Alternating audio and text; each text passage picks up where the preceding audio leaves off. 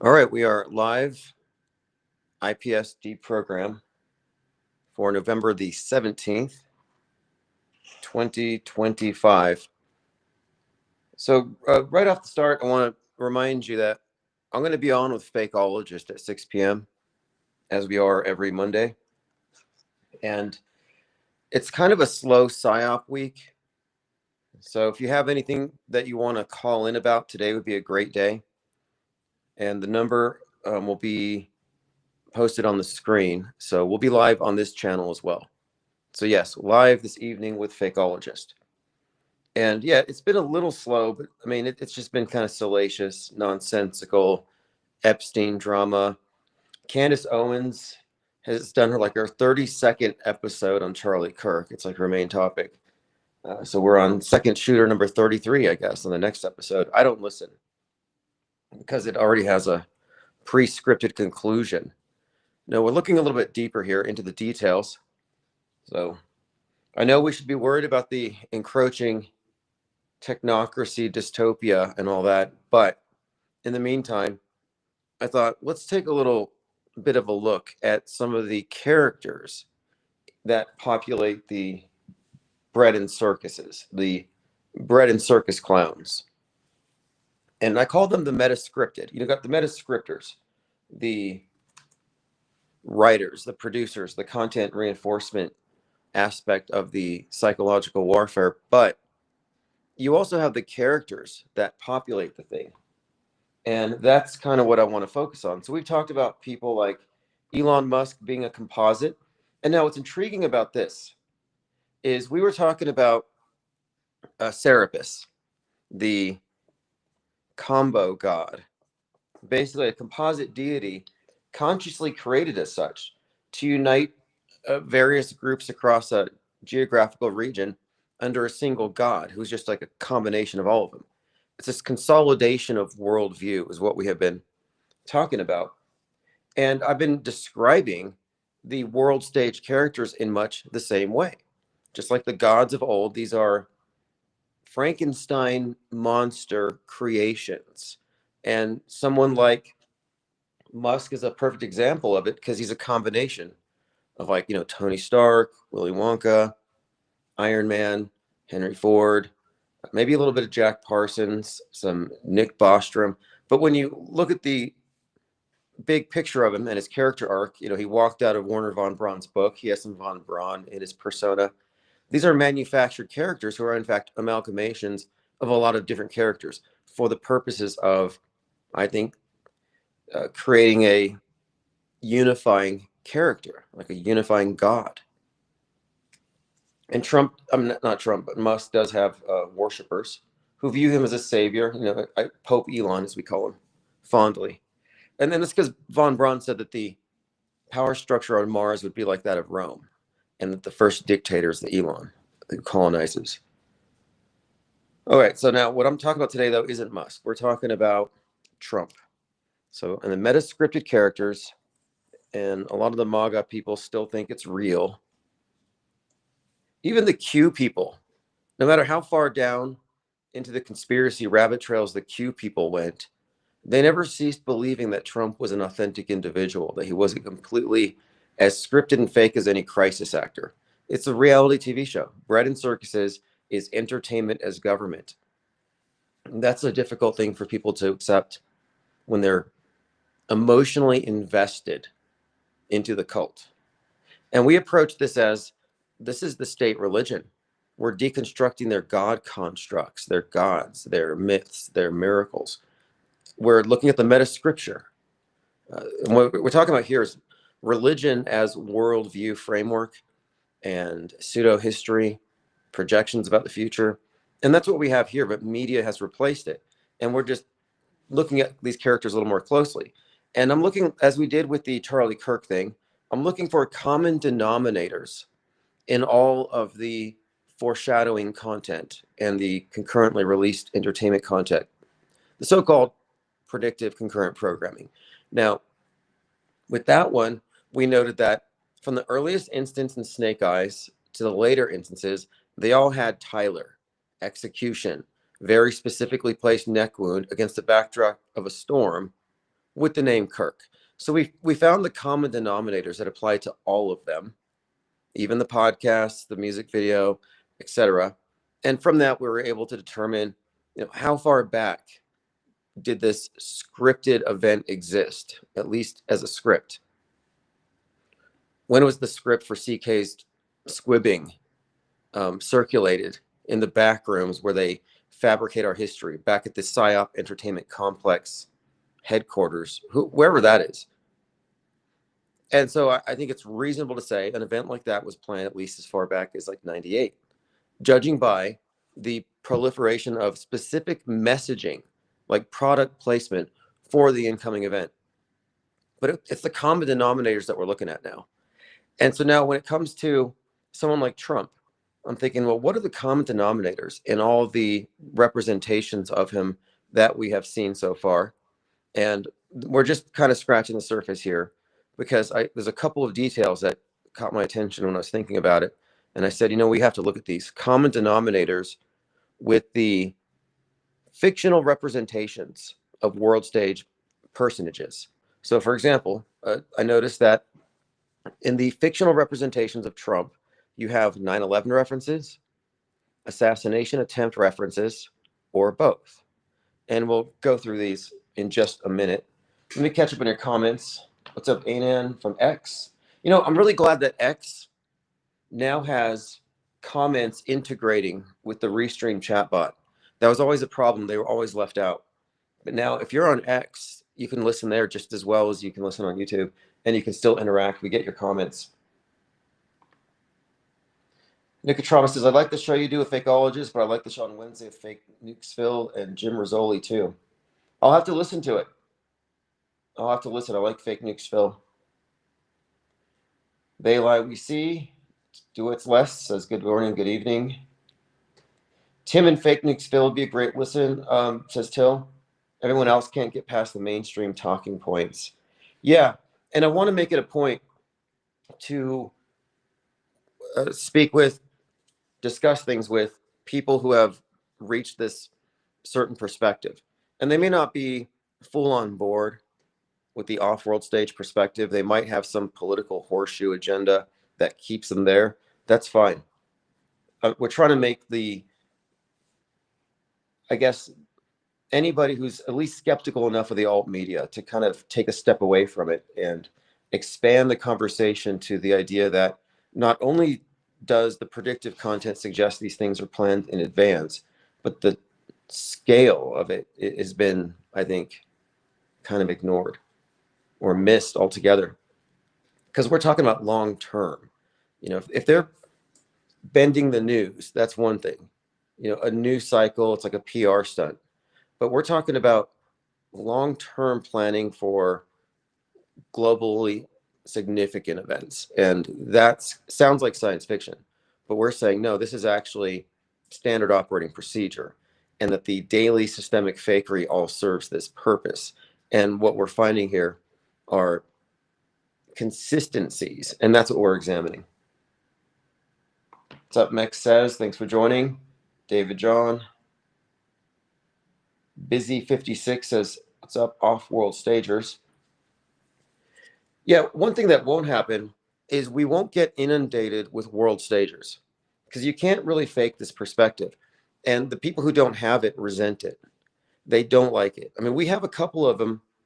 We have a couple MSM pluses we keep around just so we can study them as far as how predictable the responses are and how triggered they are. And I'm saying these are mind war casualties suffering from MK Ultra-itis, and it's not hard to trigger them. And they see us as being, I don't know, like too caught up in details when we should be worried about the mark of the beast or the food riots when SNAP gets cut for Thanksgiving. Like, it's always one doomsday scenario after another with some of these, and with conspiracy theories in general. It actually is. I think Marjorie Taylor Greene is like claiming that people are sending pizzas to her house, and then she's getting death threats all because of Trump, and it turns out that was fake. It's all just hysteria driven. Most people who claim that they're getting swatted are lying. Getting swatted is a psyop, by the way. Anime says, I'm trying to find more channels like yours and Fakeologist, sick of the shills. Well, okay, so here's the agenda. When we have enough people, and this is the objective for the next few months, and we have a pretty solid plan, and it revolves around the new book. But what we need to do is build enough of a network of people who are close enough that we can do some, planned panel conversations about things. Because some things just need to evolve. And there's no like centralized guiding intelligentsia behind any of this. People just default to whatever is trending on X by whoever's being promoted, whether it's someone like Stu Peters or Candace Owens or any of these other circus clowns. The off-world stage doesn't have representation. And the people who have this perspective need to recognize this. How many thousands of people have tweeted at Candace Owens, Charlie Kirk's not dead, the whole thing's fake? Of course she's going to ignore you. You don't exist in their closed informational system. Like they're like Disney, you're like Warner Brothers. So these are like, they don't want your perspective represented here. We don't exist. It's not that we're censored. It's that we don't exist, which is kind of worse. But the reason why we don't exist is they can't confront this. So this is different than regular conspiracy theories where they can confront it and debunk it. Because what we're pointing out here has been really just hand waved and dismissed. Like nobody has really confronted it. They've been contented with describing what we're pointing out as just coincidences, eerie, ironic coincidence. And people notice these things, but they forget it the next day. Because facts don't matter if your perspective is world stage. It's too subjective. You're in the sea of irrelevance. You might have a fact, you might have something right, but your context is wrong. And we have the right context. Our context is everything they're looking at, but also inclusive of the awareness of the psyops, short-term and long-term effects on our timeline. We're talking about significant timeline manipulation. They control time like the design authority in Megalopolis. So let me go ahead and go through this just so you can see where I'm getting at here. And again, this is just a cursory look, but we're getting a little deeper into this because the idea here is we're looking for common denominators. So here we have Trump on the world stage. And we all know, we'll just go through them. He was characterized through Biff Tannen as being a bully, and Biff Tannen's based on Trump. So Biff Tannen is in Back to the Future. And what does Back to the Future have in it?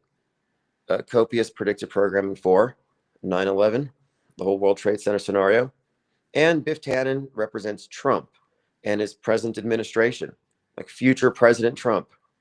So like he basically foreshadowed Trump in his current form. So you have, again, as I said, the Trump representations have 9/11, assassination theme, or both. So then the next one, Senator McLaughlin, played by De Niro, was a Trump-esque character. And this is from 2010's Machete. He was shot at while he's at the podium ranting about illegal immigrants, just like Trump was. Trump was literally pointing at a sign about illegal immigrants when he was shot at. So I thought, okay, this is interesting. You have the assassination theme in this one. And then Robert De Niro, just because I'm referencing the actor as well, he was in Taxi Driver as the assassin, which is kind of a connection here because he actually inspired John Hinckley to shoot Reagan. And of course, Hinckley's birthday is JFK's birthday, and that's another element we're going to look at here. We have, and I haven't seen this one, but Super Mario Brothers, Dennis Hopper, who died on JFK's birthday. So there's some fascinating connections with the dates, as you'll see. So Dennis Hopper plays King Koopa, who's based on Trump, and they've got Koopa Towers, which are the Twin Towers, which get incinerated. So here you have a Trump character associated with 9/11. I haven't seen it. I don't know if there's an assassination theme. What's up, R&R? This is a great channel. Thank you. Here is your wrench. Adam Driver, he's the Neo-like character in Megalopolis. He plays Caesar Catalina, the Trump-esque character. And this movie's intricate. I could spend a lot of time on it because they really layered in the Trump stuff, even throwing in characteristics of Trump into another character. But I want to stay focused. Caesar Catalina is like this um, Trump-esque character who survives an assassination attempt. So one, he gets shot at and he survives, resurrects 3 days later. So that's one connection. And that has a whole sub thing that we can get into later. But 9/11. Not only is the movie about a 9/11ing of New York when a Russian satellite falls and hits New York, but it actually was filmed. Coppola's movie was started before 9/11, being filmed in New York, contains footage from 9/11/01. So in this movie, he included footage from the day of 9/11, 2001's terror attacks. He had footage that day while he was filming his movie. He included it. And he said the reason why he put the movie on hold is that it was about 9/11, basically, and it happened in real life. So it's one of these instances where it's kind of a tell in terms of, a metascriptor, but he waited, a couple decades to finish producing it. But again, it contains the assassination attempt. And this is pretty much aligned with the timing of the real thing and has 9/11 all in it. So again, another example of a Trump-esque character with these same common denominators. And then there's Mickey 17. Mickey 17, this is Mark Ruffalo's movie. He plays the Trump-esque character. They shoot at him. The bullet grazes his cheek. And then he poses for the cameras. He demands the media look at him so he can flex for the cameras while his cheek is bleeding. Sound familiar? Like the whole fight thing? Yeah, this was filmed, of course, 2 years before the Butler event. But anyway, Mark Ruffalo portrays a Trump and gets shot at. I mean, there's a theme here. Mark Ruffalo's birthday, by the way, is 11/22, which is JFK's death day. Another one I mentioned is Harrison Ford. Harrison Ford. I was thinking Henry Ford because I was comparing him to Musk with his publications, his fueling of what was then like some of the earliest popular anti-Semitic conspiracy theories, and how Musk has done that with X. And I was comparing the Ford T to the Tesla. We'll do some breakdowns with Musk later, but Harrison Ford is playing a president at a podium who gets shot at, and he actually gets thrown down to the ground like Trump. And that was in a trailer for the Captain America, which came out the day before Butler. And Marvel Comic Universe altered it as a result. He becomes the Red Hulk. So Red Hulk has some significances, which I'm not going to get too deep into now.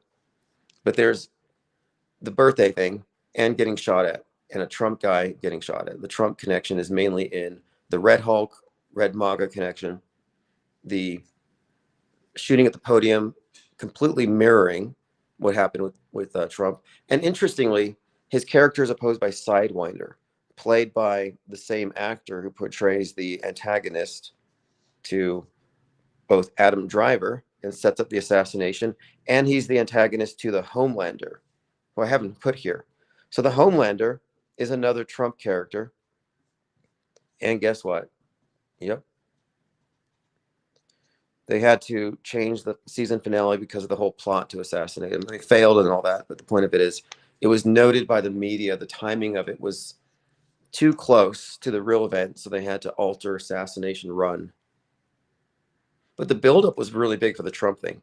So here's just an example. 1, 2, 3, 4, 5, 6, about 7. And I didn't even mention, I guess I could. We got Biff Tannen in here. Trackdown, 1958. So in Trackdown, the Trump character builds a wall, sells them on defense from a cosmic threat, so that's Space Force, and he gets arrested. So we're just mentioning the different ways that Trump has been foreshadowed in his present form, and how there are common denominators with these. Now, Trackdown has some pretty good examples of what would become of Trump, but the rest of them I've mentioned, which are all more recent, which makes more sense anyway. The more recent they get, the more specific they can be. But in the 6 examples that I put here, you have not only the Trump represented, but a correlation between this character and the Twin Towers, or an assassination attempt. So there's a couple common denominators with the Trump predictive programming proxies that all feed into the world stage character, the one that's going to go down in history. We're looking at essentially PSYOP reinforcement.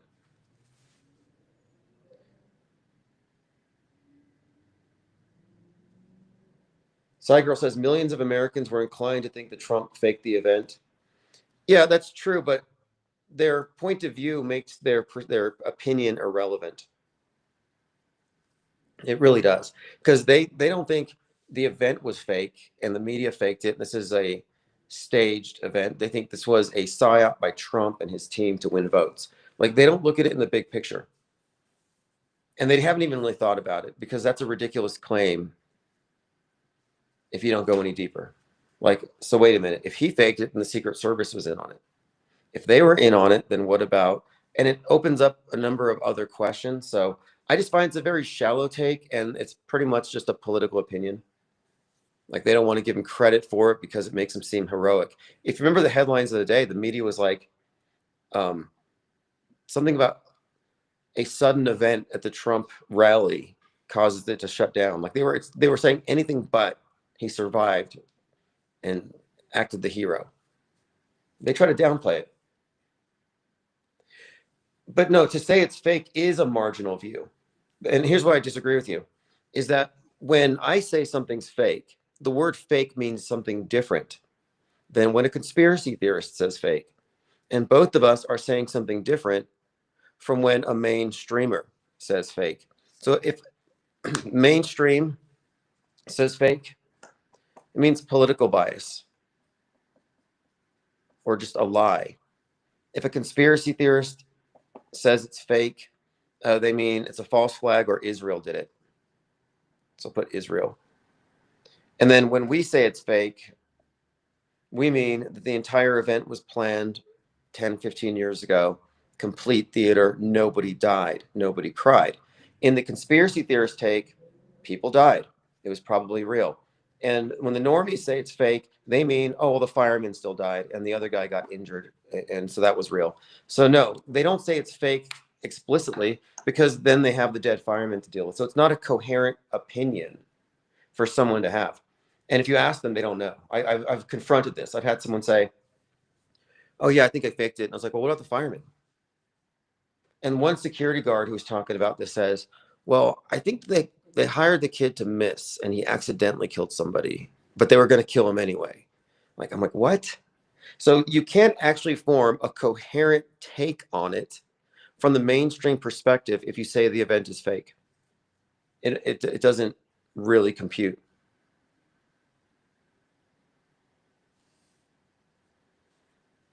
All right, going through your comments. What's up, Flozik? Thanks for joining. All right, so let's go ahead and just wrap up the main point here. The main point is the movie representations of Donald Trump over the decades have had some common denominators in how he's characterized. And there's deeper levels we could go to with this, with his real estate magnate stuff. I got Man in Full and a few other movies and cartoons and comic books. So we're scratching the surface. But if we just look at these 3, 4, 5, 6, 7 examples of Trump in the movies, it's not just life or art imitating life. It's not like they're just like, let's model this off of reality. It's not like this is something that is being done explicitly, because these things have elements of foreshadowing that we're talking about. That's what makes it more than just they're just borrowing ideas from politics. What I'm suggesting here is that the significance of it is simply that in these fictional representations of Trump, they survive assassination attempts and they're associated with 9/11. That's what I'm talking about. It's one or the other or both. So again, Mickey 17, Trump gets shot. Caesar Catalina in Megalopolis gets shot. And New York, it's 9/11, and 9/11 is in the movie. In Super Mario Brothers, King Koopa, based on Trump, Twin Towers get vaporized. Robert De Niro, based on Trump, survives getting shot. He inspired as Travis Bickle, the assassin. He inspired the real assassin, John Hinckley. Then we have Biff Tannen associated with predictive programming in Back to the Future that contains both World Trade. It's mainly the World Trade Center thing. That's the main one. Lots of 9/11 stuff in that movie. And then, of course, finally, Captain America, concurrent programming. But again, the Trump character always has to get shot at, apparently. And we've seen this in music videos and otherwise. I mean, this has just been a theme. Like they did that Julius Caesar in the park. They had Trump as Julius Caesar. And like, what? They're killing Trump in this play. And Laura Loomer jumps on the stage to stop it. So I'm just saying that when we look at the predictive content for the world stage characters, we have to kind of consider, is there consistent messaging? What are the common denominators? And what stands out as very conspicuous? So looking at this, the 9/11 Trump stuff is another rabbit trail. So we're scratching the surface because as we go deeper in, you'll see that I think we're looking at a historic personage, a role that was going to be fulfilled by anybody. I mean, at this point, anybody could just wear a Trump suit and do it and just go through the motions. But we're talking about essentially a glorified crisis actor. If you're going to have a simulated event, you got to have actors. You got to have bread and circus clowns. Nicotrama says, I've tried to get liberal Democrat friends to believe that CK and the Trump assassination thing are fake. It's not possible. The screen is their God. Yeah, I heard a normie say that they think Trump was behind the killing of Charlie Kirk. But again, it doesn't matter. Like, there's no point, because even if you can get them to see this as objectively true, they don't have the context to compute it. From the world stage centric perspective, it doesn't make sense because their perspective is not inclusive of systemic fakery. You have to remember that the normie perspective is Wikipedia, it's ChatGPT's perspective. It doesn't go outside those parameters. I don't know if you've seen this before. I found it. It was in storage, but I found it a while ago. It's a infinity sign. It says infinite impact. It's kind of like brass knuckles. All right, I'm looking for my eraser.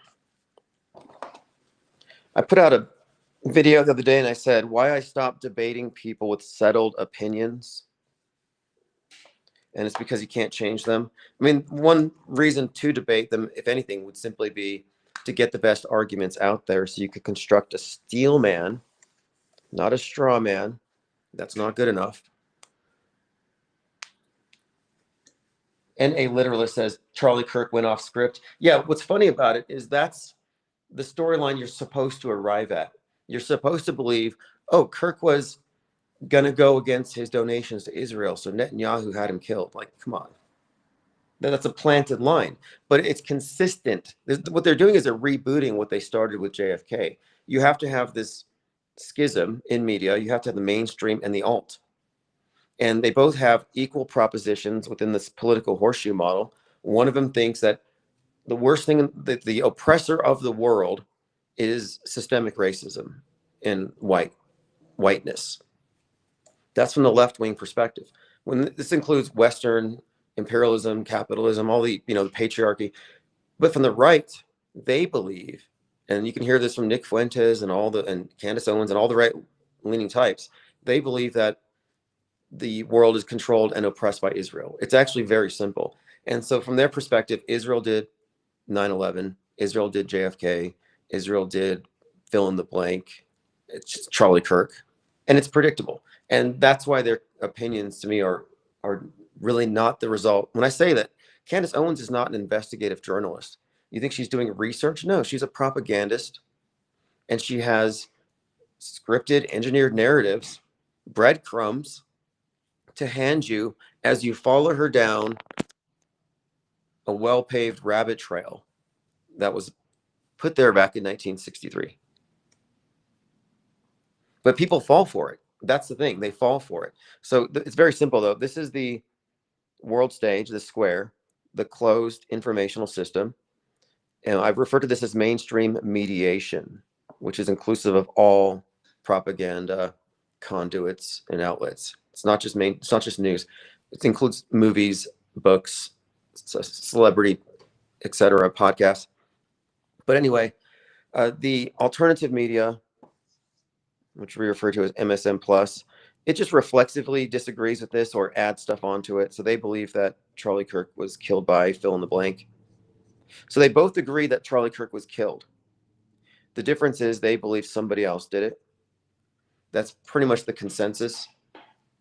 But the reason why they don't arrive at anything outside of it, like they'll think that anybody killed him, but they won't go with he's not dead. The reason they don't go there is that in this box they don't include media fakery. They believe in false flags where people die. They don't believe that nobody dies. And the nobody dies perspective is an off-world stage thing. People who are MSM plus, they don't like that proposition. They hate it. They fight it tooth and nail. I called them 9/11 jumper death clingers. I mean, they really like, somebody died at 9/11 in the tower. Somebody jumped. Why do you have to have that? Like, they'll agree with me that there were no planes. Nobody in the Pentagon died. They'll agree with all these things, but they'll say, no, somebody had to. It's like, you realize how many drills were going on? It was effectively a closed movie set. Anyway, back to the out of the box news bending, which is the influence, the measurable influence of the psyops on the news cycle. Because it's only a small percentage of the news that has to be fake, as long as it's the agenda setting thing and it contaminates the whole field. And both sides agree it happened. They just fight over who did it, which then becomes history bending. So when you look at the perspective from a historical point of view, long term, history bending, the long term effects of news bending means that their whole square, this whole box, rests upon reality augmentations, lies that have distorted it. And if you don't keep those distortions in mind, or those superstitions, or whatever it is that didn't actually happen in your assessment of the news, if you don't recognize the fakery, then your perspectives are going to be warped, bent. So for example, whatever you say to Chat GPT about any event, you ask any questions, its answer is going to be MSM friendly. You ask, hey, what happened to Charlie Kirk? They'll say Tyler Robinson did it. But it will acknowledge the conspiracy theories, and it'll tell you, oh, but Candace Owens says Israel did it, but she's wrong. So it will acknowledge the alt, but it'll also say it's wrong, but it doesn't ignore it. Our perspective doesn't get any kind of widespread attention at all. They can hardly even confront it. And the reason why they can't is that this isn't an anomaly. This is systemic, and there isn't a single globally significant psyop that you can point to that doesn't have all the hallmarks of a hoax, of a pre-scripted staged event. And what we have been looking at with our history bending breakdowns is the use of entertainment in general as part of the influence operation to get people to accept these future events. So it's like making them suggestible, conditioning, misinformation effect, product placement. There's a lot of reasons, because we're talking about worldview shaping and how movies and entertainment and celebrities are used to shape worldview, to shape public behavior, how we see things. I mean, we are looking at a very malleable population. What I'm saying is that entertainment has a dual role, and the role is to get us to participate with this manufactured.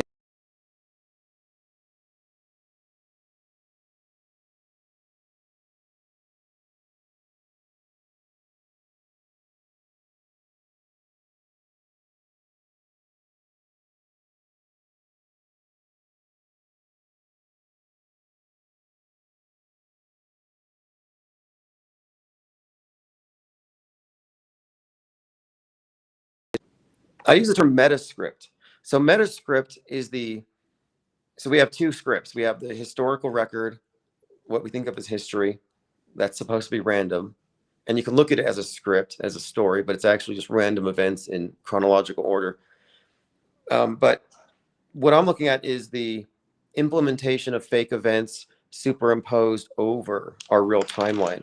So you have your timeline, just random stuff, or presumed to be random. But every so often we have these events that are inserted. And these events are part of a singular agenda, which is bending history towards some predetermined model and conclusion. And history isn't just something that happens on the news. It's something that you have to internalize. It's look at it as a script. It's something that we all have to experience. We're like co-creating in a way, not literally, but we're co-signing off of it. Like this event happened, we're talking about it. We're bouncing our entire zeitgeist off of it. Now it's real. So let me go through your comments. Anime Gematria says, wait, the Rittenhouse stuff was fake? Yeah, sadly. It was a cool story. I wanted it to be real. I wanted it to be real that he shot a predator in the pelvis, a burglar in the bicep, and just blew that thing off. The other guy was a strangler. I don't know if he deserved the skateboarder. I don't know if he deserved that, but regardless, it was a cool story. You know, white hat, 17, front row Trump rally, single-handedly shuts down the riots. Oh, by the way, I'm pretty sure Kyle Rittenhouse is based on Chris Kyle. Chris Kyle was the sniper during Hurricane Katrina, drove across state lines, just like Kyle Rittenhouse. He got on top of the big dome, the Astrodome, and he claims to have shot dozens of looters. The media didn't even fact check it. They just praised him for his bravery, shooting a bunch of looters. Sounds like Kyle Rittenhouse. Anyway, Chris Kyle, this manufactured hero, basis for the Kyle Rittenhouse myth. Dark Ghost Wind said, King Koopa being based on Trump is funny because the recent Mario movie had predictive programming around Luigi. You know, I'm glad you mentioned that. So Luigi shoots the CEO. No kings, all this anti-Musk rhetoric. So this is also another area that intrigues me because you got talking about the Green Beret thing. So Luigi in SNL is going to kill Wario, played by Elon Musk, and they stop him. So you have Luigi as the assassin, then because Luigi Mangione, but Luigi with the Green Beret.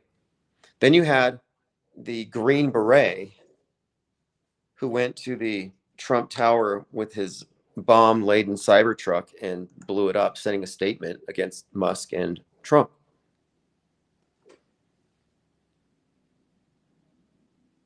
There's been some intriguing stuff with this Mario Luigi thing, but it's all class warfare coded. And I think it actually ties in with the Joker, the green hair and the Joker, same message, kill the rich, green hair. All right, let's see. Anime says, Rittenhouse is the name of an elite family that ran the world in a TV called Timeless on NBC. Yeah, I think Kyle is just he's basically a right-wing David Hogg, just an actor. I don't think it's insignificant that he was born on January 3rd, 2003, the same birth date as Greta Thunberg. You know, you have like the poster child for the worst elements of the left and the poster child for the worst elements on the right, just same birthday. What, they were hatched, pulled out of the same external womb in their NWO daycare where they create these creatures. Or maybe it is Crisis Actor Island. I don't know where they come from, but they get recruited. Kyle was actually a youth, like, police cadet. So he got recruited pretty early is what it looks like. I mean, how else did he get front row at a Trump rally before saving Kenosha? But that event was eye-opening because then we had to really consider, well, how was this faked? Well, first of all, the FBI had drones above the whole time. I have a few theories about it. I think that what they did is they had likely a closed movie set for a certain area. And we can't even rule out the possibility of some of the footage being pre-filmed because there was these Tucker Carlson connected live streamers that were all part of it. I don't trust any of it. Sprightly Sprite says, has anyone think Luigi CEO looks like Hobbit Sam from Lord of the Rings? Psyop Sidecar says, did you see Kirk on the cover of Economist 2026 prediction cover? He's got binoculars. He's on last year's cover too. No, I didn't. I'll have to look at that. The Economist is a great source of predictive programming. And what we're doing here isn't cherry picking. from a wide array in constructing narratives, because we're actually following a pretty reliable methodology. It's pretty consistent. And we're taking things that people have noticed for decades and we're just putting it into a framework where it makes sense. And what we have really learned since this Charlie Kirk thing, which has made it just more clear, is that we're not only dealing with events that are meant to warp our history, as in they're proactively creating history. Forget mud flood, forget Tartaria. The manipulation of history isn't just retroactive retconning and fighting over what happened before, but rather, because there's always these interpretations. No, it's the proactive creating of the future. That's what we're talking about. And if you already accept the premise that some events are fake, and we're talking about events that are not only staged and fake, but they never get corrected. Like we're talking about these things that have happened, like, yeah, it's completely fake. The guy was squibbed, nobody died. Does it matter? Well, not to the mainstream media. They're moving on as though it were real. The world stage is going to proceed as though the fake stuff is real. They don't care who notices. They're shameless about it. They're just liars. So that's one thing we're looking at. I mean, it's pretty remarkable if you think about it. But these fake events, even that one, would necessarily be scheduled in advance, approved in advance. Look who's involved.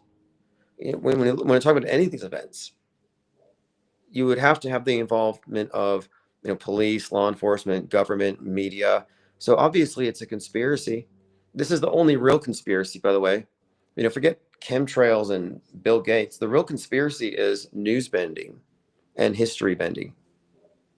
So every one of these fake events that has a measurable, observable effect on history itself and the worldview that every person internalizes, every one of these events would necessarily have been planned in advance. The coordination involved, the scheduling of things. And one of the indicators of foreknowledge or planning in advance would be the drills and the real-time releases of content in mainstream media that eerily mirrors it, and it's often commented on, what we call concurrent programming. So you look at the concurrent programming in one of the more recent examples, we'll go with CK, you have the Hulu series, Tempest. Well, how far back was The Tempest written? Because The Tempest and any of these other things, heads of state. Because you have to look at the common denominators between all of the different predictive programming elements. How far back do these same things occur? And so you looking at this, you'll think, well, it has to at least be as old as The Tempest, because Erica Kirk has played out every single action that this character has. Charlie Kirk died in the exact same way. We've talked about this, we've gone over it, but my point is, let's just say The Tempest was 3 years in the making. Well, then the Charlie Kirk thing was planned 3 years in advance. That's not a challenging proposition. We're just saying 3 years, being conservative. So if they're planning an event 3 years in advance and it messes with our timeline, if it bends history, then this makes the case for the proactive creation of history. These aren't just influencing news cycles. It has a bigger role because these are historically significant events. But the thing is, when we include all of the related foreshadowing content, all things else considered, the likelihood of the CK thing being planned 30 years in advance is greater than it being just a few years. So that opens up another line of questions, because it's one thing 3 years in advance, but 30, what does that say about the influence of government over media? Or what does it say about the long-term engineering of our worldview through daily fake news and scripted reality?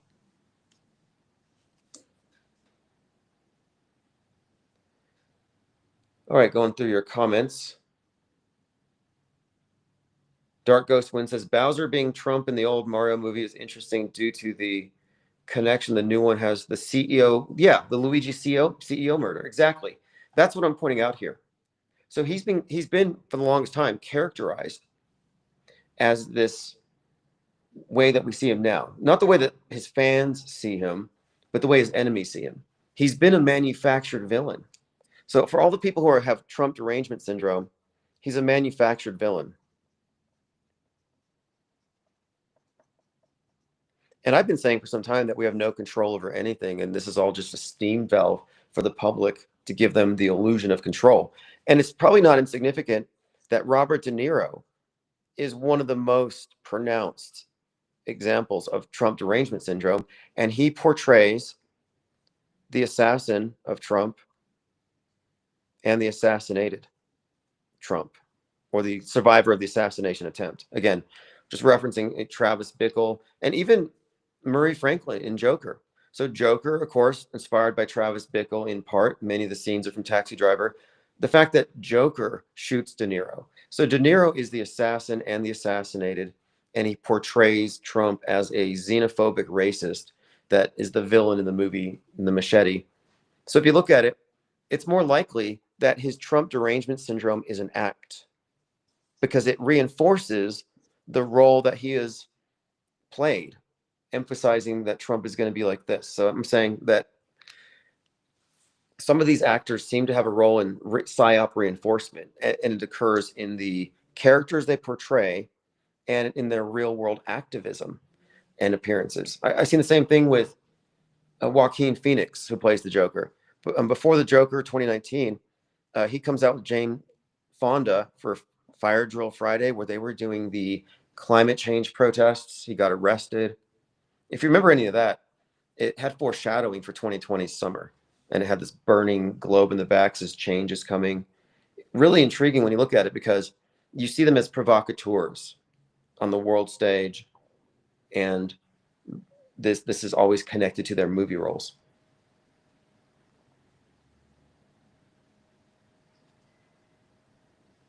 But the CEO stuff with Luigi is interesting, and the Joker connection, that's another one we could probably get into. But mainly it's that Luigi, we're talking about Mangione and Daniel Penny.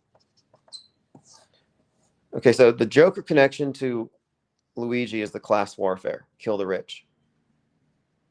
And the green hair, kind of a symbolic thing. This folk hero who, kills those rich guys in the subway, and think the subway is also symbolic of the lower class in class warfare.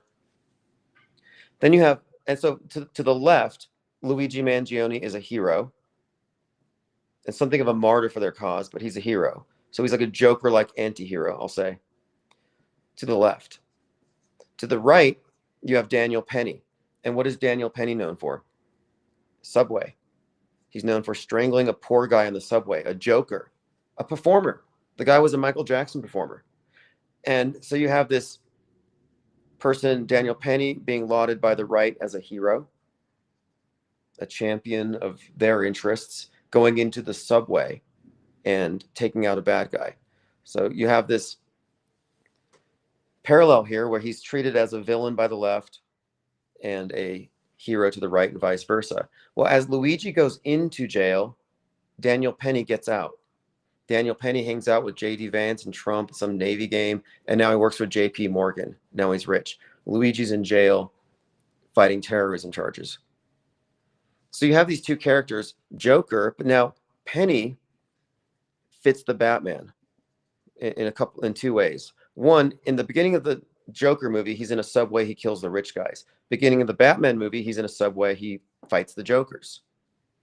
So Batman represents to the fascist right what Luigi represents to the commie left. Like there's this dialectic they've set up here, this class warfare thing. And so but in the new Batman movie, he goes into a subway and he fights the Jokers. So it's this consistent thing. Well, at the time of the killing of Jordan Neely by Daniel Penny, the strangulation death, at the time, there was this meme on the right that was "Get out." And they said, "Get out of the cities, get out of the cities." And they kept showing videos of violent people on subways. So this was a reoccurring theme. And at the time I said, everybody's saying "Get out." Get out of the cities, get out of the subway. So there was this buildup. And Marjorie Taylor Greene said that Batman was Gotham, that they needed a Batman. They needed vigilantes. And so they praised Daniel Penny as like Batman. So you have the Batman Joker dialectic in these parallel psyops, delivering manufactured hero villains to the respective sides of the political horseshoe. And this gets even more interesting when you look at Get Out and the connection to Jordan Peele and his movie Get Out, which has a Daniel Penny-like character who strangles and even plays lacrosse. So there's some overlaps there as well. Shout out to Synchro Morpheus, who even called out Jordan Peele for having directed the Daniel Penny psyop, which is pretty funny. 777 says, what does the discontinuing of pennies represent? Yeah, the penny thing is intriguing in this whole scenario.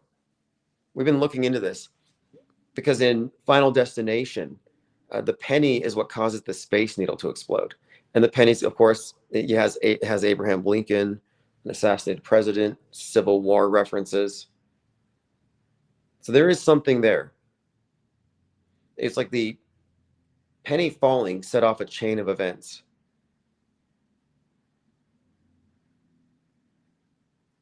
Cygirl says, just because they passed laws, imposed electronic surveillance, and extorted tax dollars, there's no reason to consider them as blameless than actors performing a script. Yeah, well, I wouldn't hold out for any kind of accountability here. I really wouldn't. What we're dealing with here is essentially a state religion, and it hasn't been explicit about what it is. But I'm saying there's no way you're going to organize resistance against it. You can't fight it. What are you going to do? The problem here is that the worldview we have is skewed. It's bent. It's been manipulated. And the people in it are really, I don't know. It'd be like organizing all the people in an asylum. Like, yeah, you might be able to physically overthrow the orderlies for a little while, but there's no way you're capable of taking over. Like, we're screwed. Sorry. We're born into it. The programming is ubiquitous. So the mainstream mediated world is all misinformation. And why say all? Yeah, the consensus worldview is misinformation. And this is because of decades of news bending, history bending. Provable. Pick up any history book and flip through the pages, what you have to take to pass like high school history, and you're going to find that it's all mainstream. It's all mainstream news, basically. It's not like it's going to diverge. It's carved in stone. It's pre-scripted. It's predetermined. It's almost like predestination or something. I mean, they just, in the sense, like, there's no way you can alter it, because whatever we say, it's going to be censored or ignored or marginalized anyway.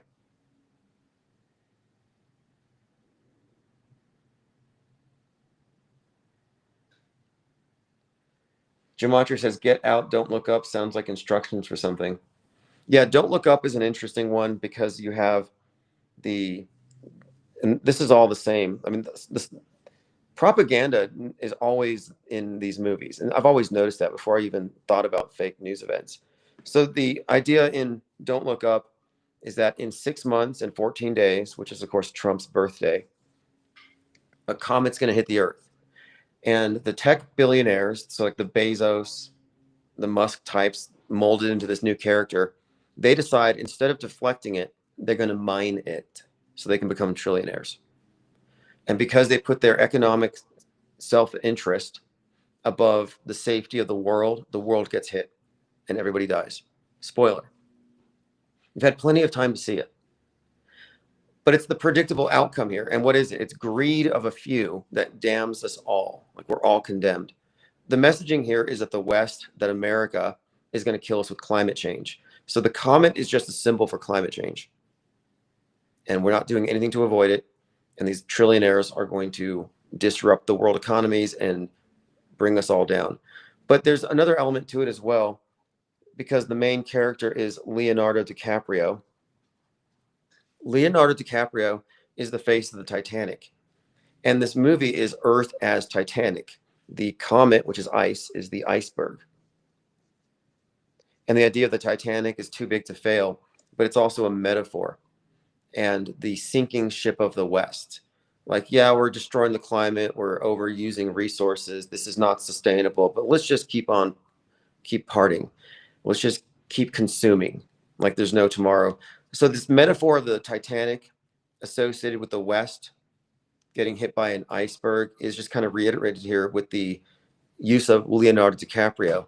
And there's more to it than that, but the main picture here is this idea of the West sinking.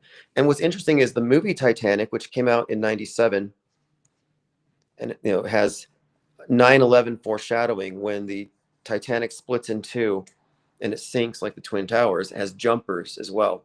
And that's James Cameron, who had 9/11 predictive programming in his movie, The Terminator 2.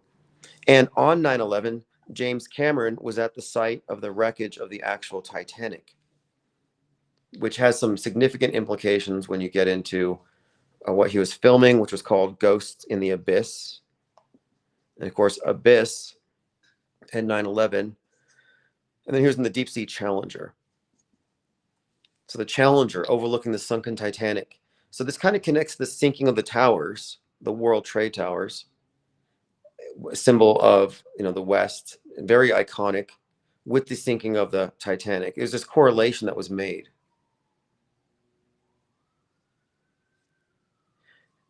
And it gets weird because overlooking Ground Zero were these billboards with Arnold Schwarzenegger, the Terminator. The Terminator was looking over Ground Zero. Now, he wasn't in that role. It was in the movie Collateral Damage, which was pulled. The billboards were there. You see him in some of the 9/11 footage. Schwarzenegger was overlooking Ground Zero, but the movie was pulled and delayed until the next year because it had 9/11 like scenes in it. Another one of these movies, like Francis Ford Coppola's Megalopolis, which happened to coincide with 9/11, so they altered it and delayed it. That's not a anomalous occurrence. This is actually pretty common. We're going to go through all the 9/11 survivors, like Seth MacFarlane and others who had interesting relationships with the date and happening to miss it, because we're trying to get an idea of how extensive it is. Because what it looks like to me is that at any kind of platform at all, doesn't matter if it's movies, books, podcasts, if you reach a certain number of people, you're essentially co-opted or used in some way to deploy very specific propaganda messaging. One of the good examples of this is that podcast Thought Crimes, episode 33, where Charlie Kirk is talking about, and he's endorsing televised executions for certain offenses. And he's talking to a guy named Tyler. And Tyler says, oh, well, the last execution was in France on 9/10, September 10th, 1977. So they're talking about guillotine, neck wound, same date, September 10th, live televised execution. And a guy named Tyler is talking to him about this. So it hit all the same elements that are present in the other examples of this predictive content. So it shows you how any platform can be used to put the memes out there, meme conduits.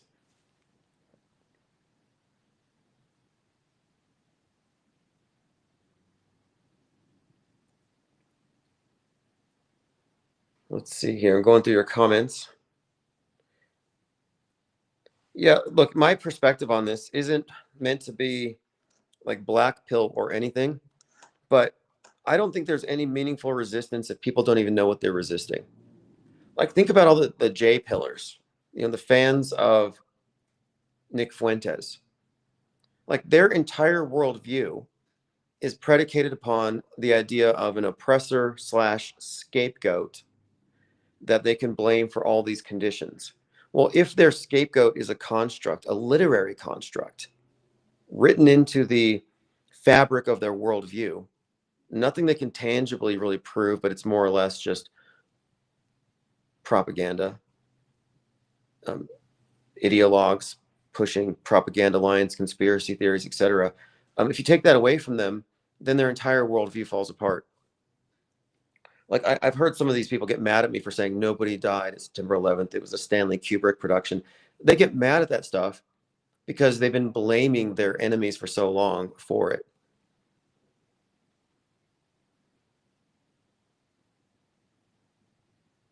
Dark Ghost Lynn says, why is Discord always at the forefront of these psyops? Yeah, so Discord has been essentially a reoccurring prop in every single psyop since, I'm thinking the Buffalo supermarket, but maybe before that. And they've been doing this. Same thing with Telegram, and they did it with Parler. What they're trying to do is they're trying to create this idea of the mind viruses. Like, you get these mind viruses, you catch them, now you're a threat to society, the disease X. And they have plenty of examples of it now.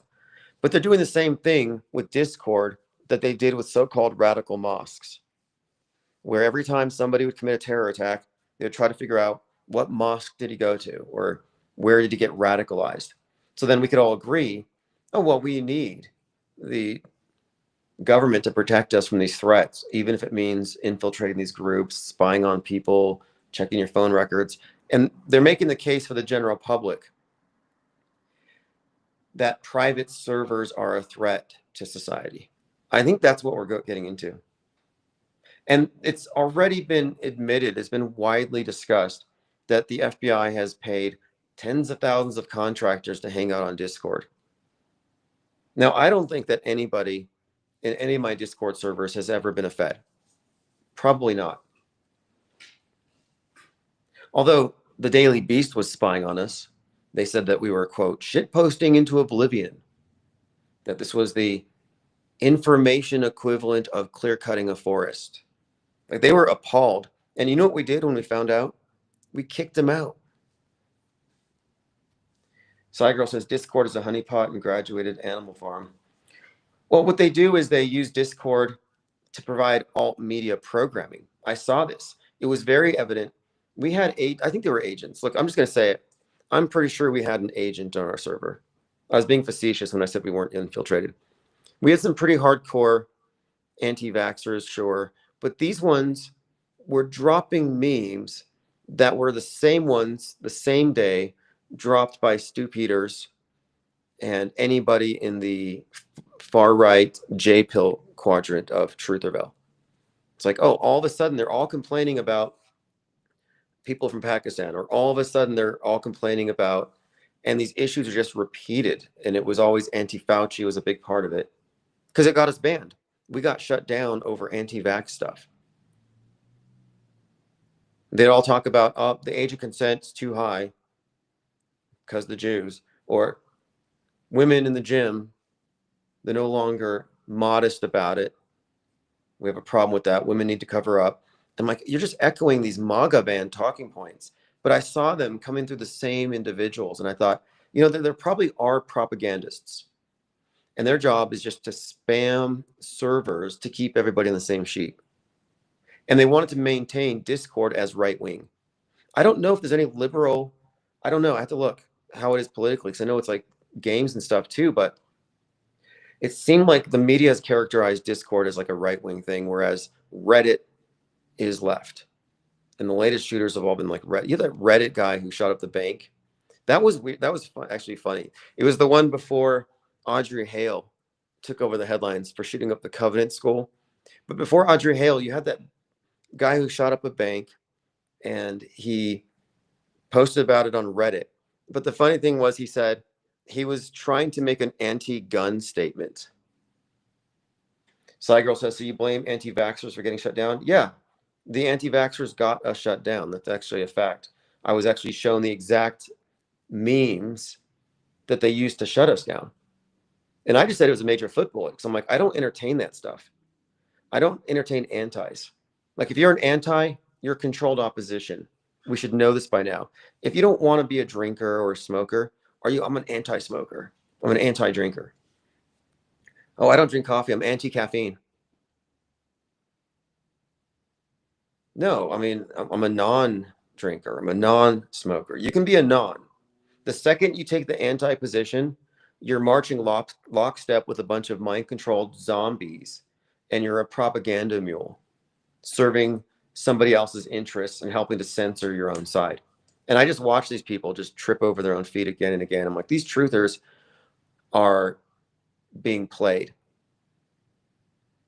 And they didn't save any lives. They didn't make any points. They just screeched, got angry. Their blood pressure went up. Like, yeah, you've just been radicalized, red pill woke. And you can't separate these things. These are belief clusters. You can't just have one of these beliefs in isolation, because this is another truism. So you get all these little red pill truths, red pill truths, red pill truths.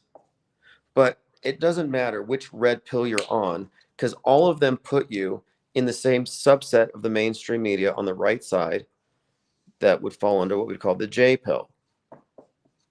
So you got critical race theory on the left. You got critical Jew theory on the right, the J pill. And the red pills are a subset of J pill. They've just been misidentified so they can be sold to the masses so Alex Jones can sell it. So you can't say J, but you can say George Soros. So they all use codes. So what I'm pointing out here is all these conspiracies are attached to political agendas that put you within their political horseshoe. And anti-pro is a controlled dialectic. If you can't see that, you're brainwashed. You're brainwashed and you're compartmentalized, and you can't see the bifurcated sidewalk. You can't see the forest for the trees. You know, it's a big picture thing. You're in the forest of fakery. So my position is anti-pro, anti-anti, or just say non. I'm not in your sidewalk. I'm not carrying your propaganda. I'm not triggerable. I don't have MK Ultra-itis.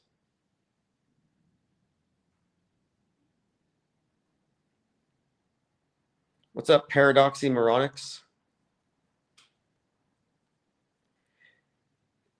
You know, and there's another dialectic I'd also point out, because I think these are equally fallacious propositions. I think anti-vax and anti-gun are these left-right things that are actually connected. It's guns versus needles. And I've noticed this, and I think it all goes down to psychological manipulation at a very deep level, where like left is feminist coded, right is toxic masculinity coded, the gun is active masculine, they want to take your guns, and then the vax is a very like a passive submissive thing, and it's all the way down the line. And it's fascinating when you get into the concept of borders, how left wing is open borders. That includes national border, that includes their skin because they're pro-vax. That includes they're open to alien invasions. They love the whole stuff. The right, though, I'm talking about the fringes. Right is closed borders, closed skin, and they're afraid of aliens. They want Space Force to protect them. So they're afraid of aliens, terrestrial and extraterrestrial. But they're all about closed and open. Closed and open to what? It's about their relationship to state power.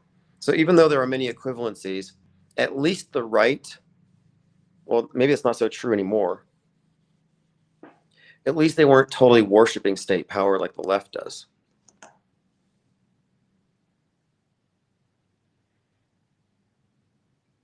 Cygirl says, so he submitted to the shots. That's what he's telling us. See, that's how you know you're in a cult. If you're in a cult, there's only two categories, us and them. If you're not anti, you're pro. That's world stage programming. What about non? What about I don't give? But to the person who's anti, if you aren't anti the needle, if you're not frothing at the mouth, foaming at the mouth literally when you see Bill Gates, if that's not where you are, then you took the vax. You committed a mortal sin. That's how they think. They can't even contemplate a third possibility. So he submitted to the shots. You know what? You're hitting the red pill pipe a little too hard. Like, this is all agitprop. It's designed to take the dream world into a nightmare. Since the dream world's not holding your attention, you might actually get off their funny farm. So what do? They give you some stronger meds. You replaced your blue pill for some red pill. Now you're freebasing it. And now you think that because I don't agree with you and I don't take the anti-position because I'm not triggered, that I am somehow one of them and I'm a goo blood. Yeah, I'm a goo blood. I got so tired of anti-vax rhetoric that I was going to take a vax in the neck, like live, just to make a point. There's a guy that took like 216 of those shots. She says, let's not show the bad manners of wondering how many boosters he's had. You see, how is that not culty? If you're not anti-vax, then you're a traitor who gets vaxxed every day and you're boosted. Like, by your rationale, wouldn't I be dead? You anti-vax cultists haven't made any serious cogent points since maybe 2021. Like, sorry, you lost all your arguments. The last gasp I heard was, okay, there was no Vaxageddon, but they sterilized us. There's no more babies. Notice no women are walking around with their babies. Where's all the pregnant women with their big bellies? Well, I don't know, maybe laying down. You expect to see a 8-month pregnant woman just walking around in every street corner? But my point of it is, they were holding out hope that everybody was sterilized. So at least all their years of fretting over agitprop would be worth something. And no, you got played. You got triggered. All right, Cy Girl, you're advocating for MSM plus, and that's fine. I think it's fine. Because we need to make these distinctions. And this is good. This is actually healthy. So you got the mainstream mediation, then you have the subset, and the subsets are the woke. So red pill is woke. Red pill woke. J pill is woke. Woke means they've awoken to the agenda that they're all going to die. White genocide, Vaxageddon, chemtrailageddon, whatever is going to get you that day. That's what typifies MSM plus. It's all the conspiracy stuff, all the variations that they're, quote, woke to. And like the woke left, the red pill woke and the woke right are in a chronic state of agitation, and they're in a cult. And if you're not in their group, you're the enemy working for the enemy, you're a traitor. And again, this is a subset designed to catch the people who don't find themselves satisfied with the mainstream programming. Our perspective is called MSM minus. And the reason why is that we don't want to be part of the pro or the anti. We don't have a platform in the controlled alt media or mainstream. And our perspective takes into account fakery, psyops, agitprop, the political horseshoe narratives, and of course, news bending and history bending, as we mentioned before. And from this perspective, all this stuff is crap. Bill Gates is a manufactured martyr. A villain. He's a savior to the left. Okay, another thing. One of my axioms is any one of these characters or psyops that has a perfectly bifurcated response is fake. So let's take, for example, Elon Musk. To the right, he's a hero. To the left, he's a villain. Bill Gates. To the right, he's a villain. To the left, he's a hero. So you got these billionaires who are simultaneously saviors and villains. How can that be? How can one be genocidal and a savior, and the other one be genocidal and a savior? Like, how does that work? Well, it's because our society is schizoid. Clockwork says, don't you want to wear the ribbon? Exactly. Critterfest says, hi, Tim, insane pureblood here.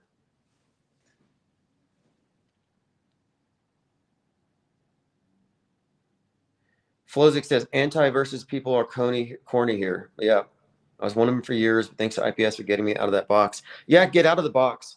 You're programmed. If you're in a state of fear because what you saw in the black box, the propaganda worked on you. Like, I'm not even stressed. I'm not even scared. I wasn't scared in 2020. I took a road trip with my stimmy. Like, I'm unperturbed. Quiescence. The original skeptics who suspended judgment said it would result in detaching from things that you cannot verify as real.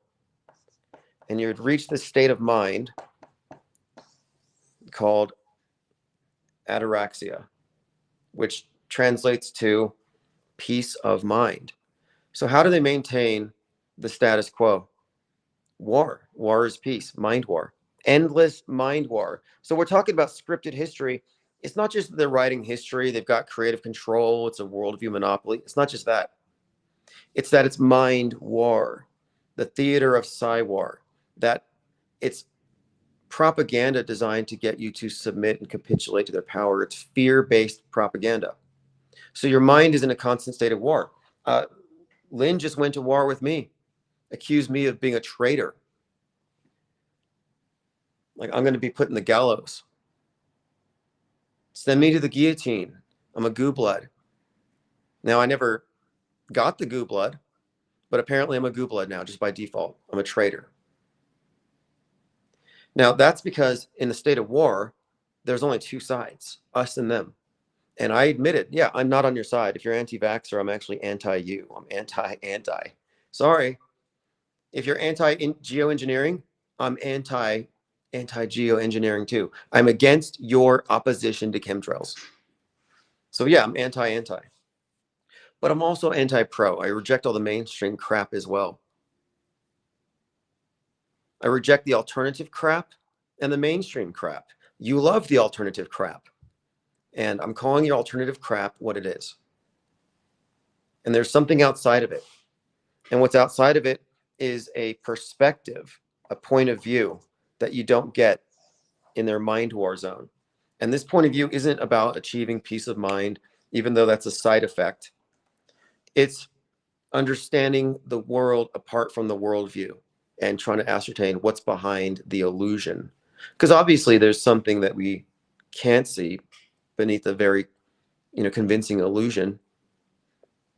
But right now we're taking a perspective that you're better off being skeptical, not overreactive. Don't get recruited. Don't be conscripted into the red pill army, the J pill army, the woke town army. Don't be lulled into the apathy of Normieville. And if you are a free thinker, you shouldn't be marching behind a Candace Owens with those stale breadcrumbs. You shouldn't be drinking the Kool-Aid at Alex Jonestown. At this point, with what we know now, there's nobody here that should be in the box, with the exception of Lloyd and Lynn, I guess. But from my perspective, these individuals are operating within a closed informational system like ChatGPT. Their responses are guardrailed. And what are they guardrailed against? They're guardrailed against the idea that psyops don't result in real deaths. And for them, the Vaxageddon scenario, which is all in their head, resulted in millions of deaths, billions even. Who knows? There's like no limit.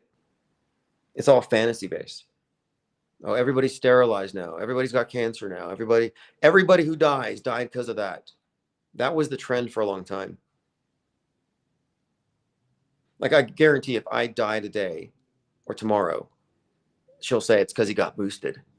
She won't even say, I'm sorry for your loss. She'll say he got boosted. He wasn't an anti-vaxxer. His death doesn't matter.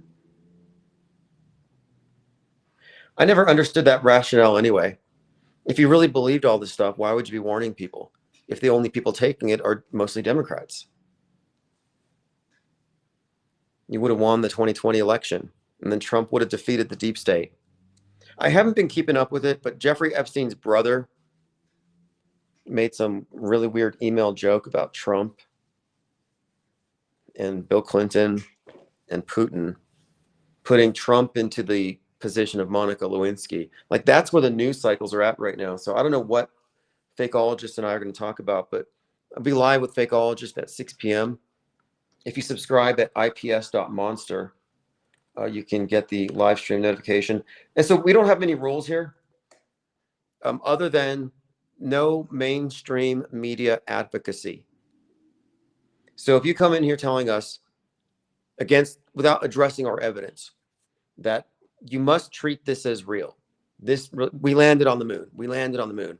Like, I don't care what your opinions are, but you're not going to make any progress here if you can't actually state your claim and then debate it with the additional content that we would be providing. So if you're just straight advocating for it like a propagandist, we kind of ban that. So if you're a pro or an anti, these aren't skeptical positions. These are ideological positions. Like climate change isn't something you arrive at through skepticism. It's an ideological perspective. Being against weather weapons isn't something you arrived at by studying the matter. It's a political position. All these things are political.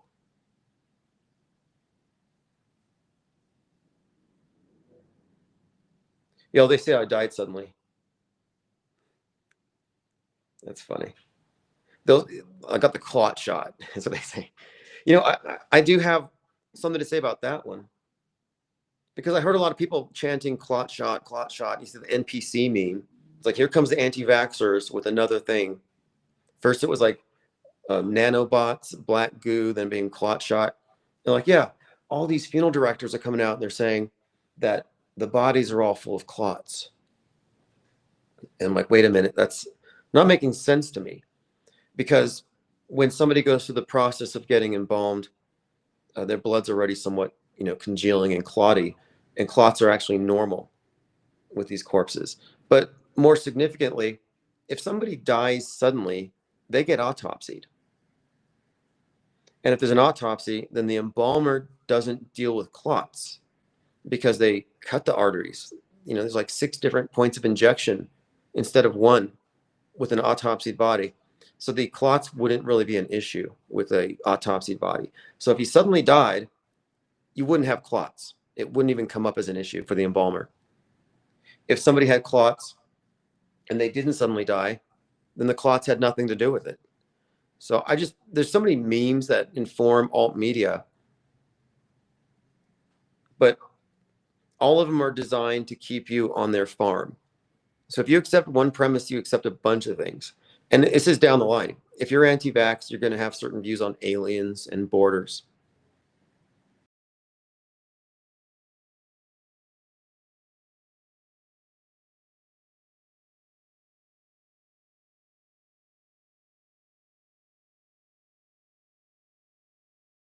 Hey, what's up, caller?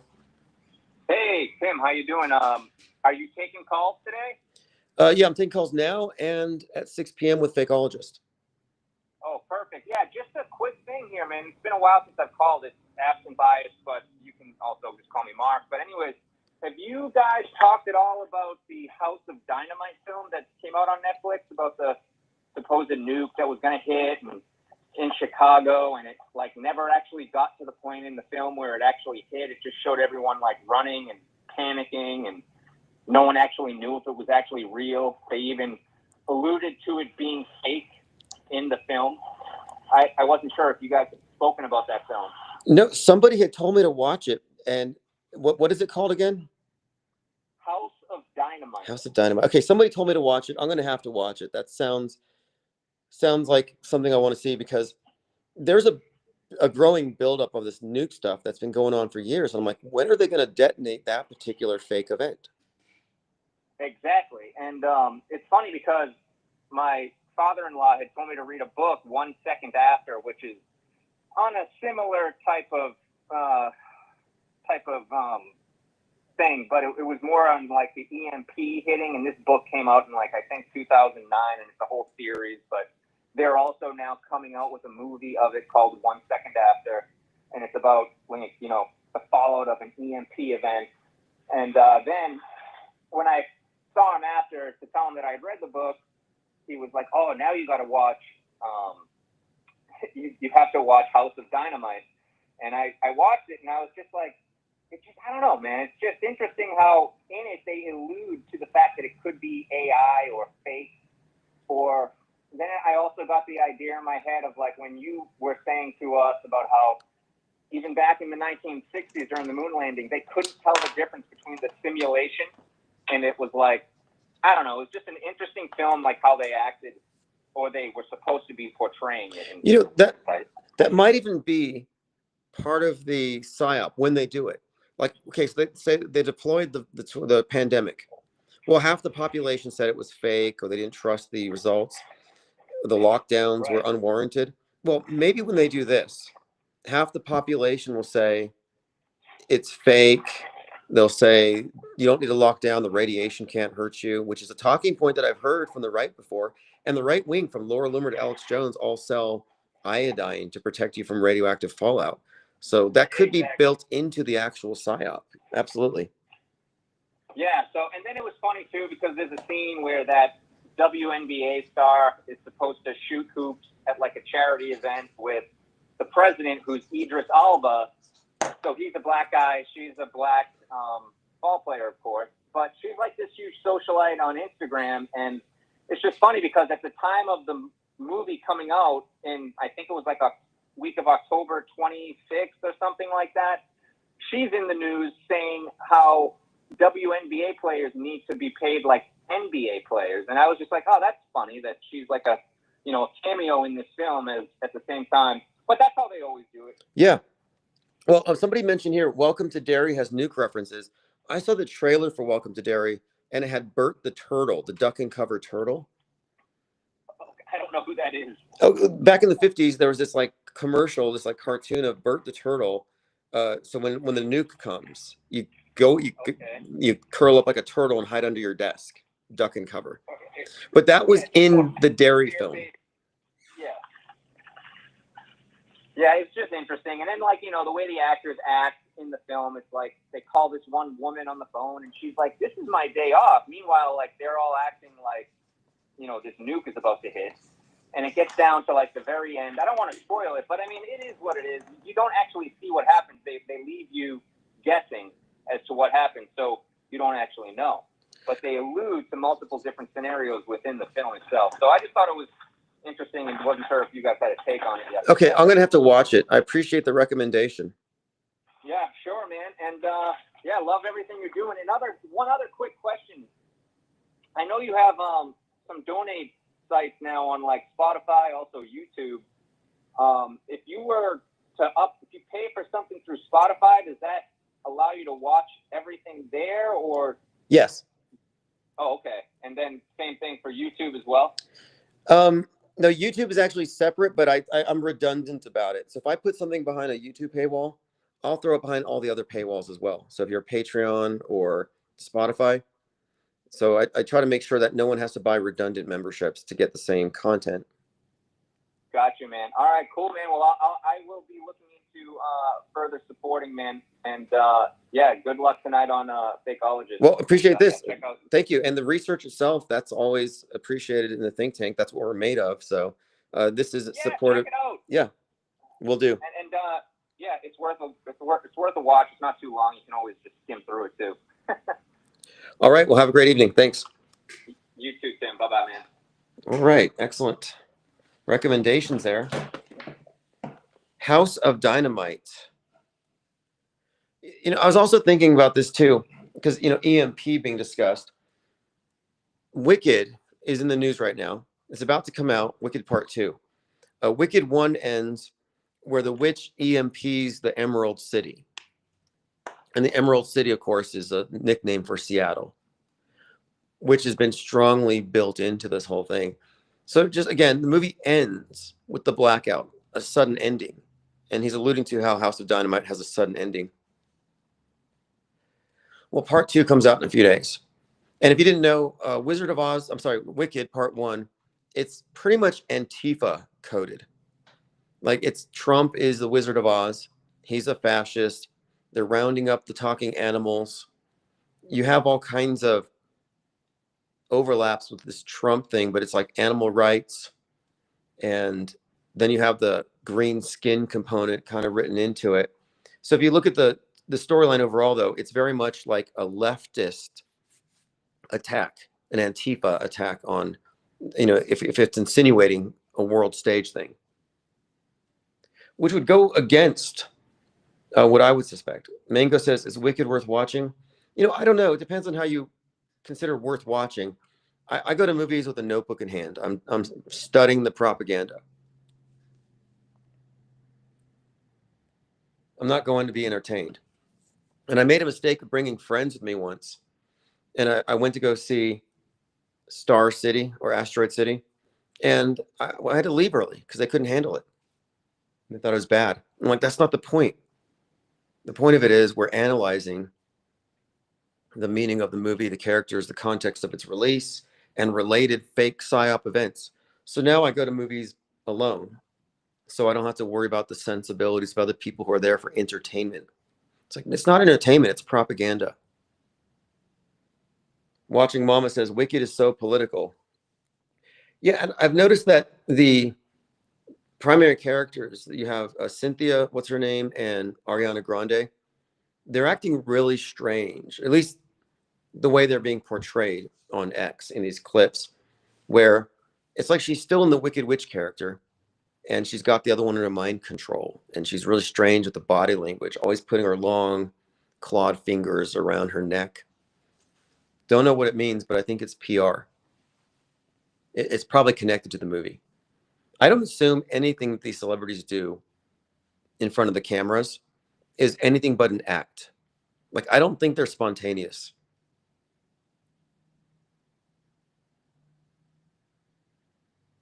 All right, so we'll see you at 6 p.m. I'm not sure what we're going to talk about, but I'm sure we'll come up with something. It's a couple hours out. There's always stuff going on. The last big psyop, and my tweet about it has like 520,000 hits so far, is the plane crashing in Kentucky the day after Dick Cheney dies, just as the mayor of New York gets elected and is accused by the right of being a terrorist, and then 9/11 memes flood the internet. Not to mention numerous 9/11 references, thousands of planes being grounded. I mean, the death of Dick Cheney seemed to bring back 9/11 elements for like a 48-hour period. It was pretty intriguing to watch if you saw the big picture. Dwayne Garrett says, finally caught a live, but I'm late. Well, you're in luck. We're going to be live at 6 p.m. Open phones with Fakeologist. Right now, I just wanted to get further into the character breakdowns. And we were just noting how there are common denominators between the movie representations of Donald Trump. And these common denominators have to do with future fake events. So we're not just talking about the characterization. Oh, he's a bully. He's a real estate magnate. He's however they characterize him. No, it's specifically in that in these various entertainment representations, it is directly connected him with the World Trade Tower attacks and with a survived assassination attempt. So again, it's very consistent with what we were observing with the Charlie Kirk stuff. And I'm certain as we go deeper into this, because this is a predictable model, and that's why I'm saying this is intriguing, because there's levels to it, especially when you get into the birth dates and the peripheral roles. But as we go into these various psyops and deconstruct them by director, by Metascripted, and the characters, we're going to find more of these composites. And one of the points I made at the beginning is that Musk is like a composite god, as is Trump. And if you look at their parts, these are blended characters imbued with characteristics designed to resonate, to appeal, or to repel. I mean, you've got the manufactured villain element. I mean, look how triggered people get when you mention Bill Gates. Like, if you're not an anti-vaxxer, they want to stab you in the neck with a needle. Like, they're so fanatical. Like, please don't shoot me in the neck. Don't Kirk me, because I'm not against what you're against, because I'm not following the same orders from the black box. Anime Gematria says, UFC fighter named Islam won the championship at Madison Square Garden, New York City on Saturday. That's funny. So it's at Muhammad Ali Airport, which was only recently named such on a January 16th, kind of an inverted 9/11. Shout out to JLB for that point.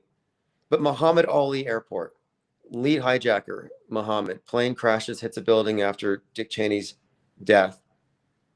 Then you have the Dearborn, Michigan terrorist named Muhammad. Then the mayor gets elected, and everybody on the right's crying out how, oh, you just elected Osama bin Laden. Rudy Giuliani throwing a fit. They're all throwing a fit about it. I see nothing but 9/11 memes for the rest of the day.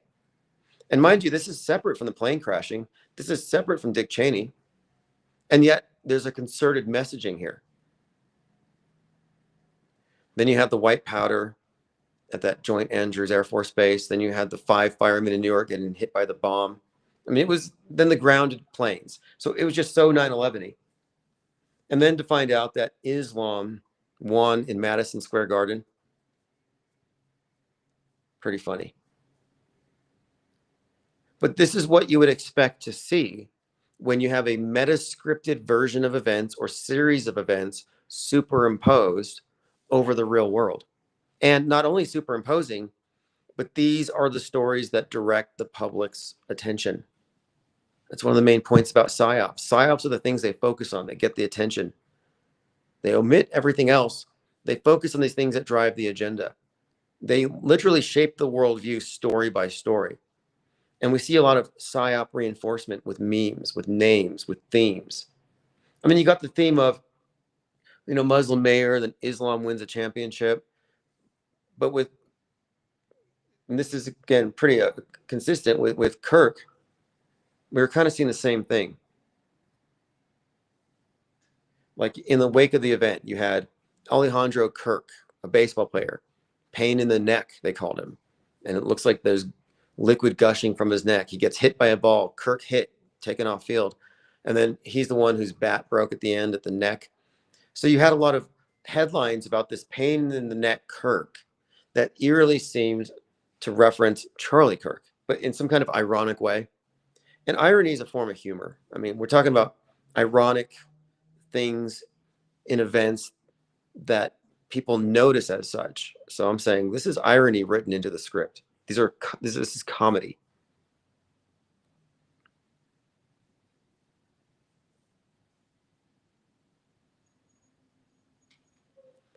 All right, this has been fun. We'll see you at 6 p.m. Mountain Time. And Fakeologist typically takes calls. If you have anything you want to talk about, anything but anti-vax, I'll hang up because I don't want to have to delete it. We can't have this stuff up on YouTube. Like, you guys had 5 years to make your point. You failed, but good try. But take the L. Let's move on. It was a PSYOP, bro.